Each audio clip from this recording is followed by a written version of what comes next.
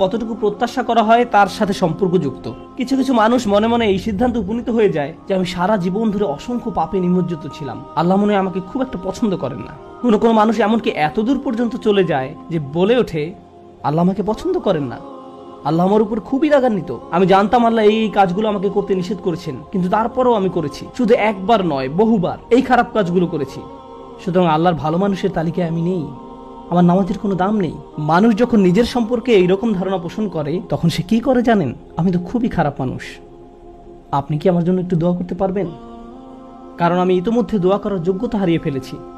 এখন আপনাকে আমার জন্য দোয়া করতে হবে, কারণ আমি আশা করছি আল্লাহ অন্তত আপনার দোয়া কবুল করবেন। এতে হয়তো আমার একটা সুযোগ তৈরি হতে পারে, কারণ আমার কথা তিনি শুনবেন না। আপনাদেরকে আবার একটু পিছনে নিয়ে যাই। নূহ আলাইহিসসালাম কাদের কাছে আল্লাহর নিকট ক্ষমা চাওয়ার এই প্রস্তাব তুলে ধরেছিলেন? নূহ আলাইহিসসালাম কি এমন মানুষদের নিকট এই প্রস্তাব তুলে ধরেছিলেন যারা সারা রাত মসজিদে কাটাতো, যারা প্রতি বছর হজ পালন করতে যেত, রোজা রাখতো এবং অন্যান্য সৎ কাজ করত?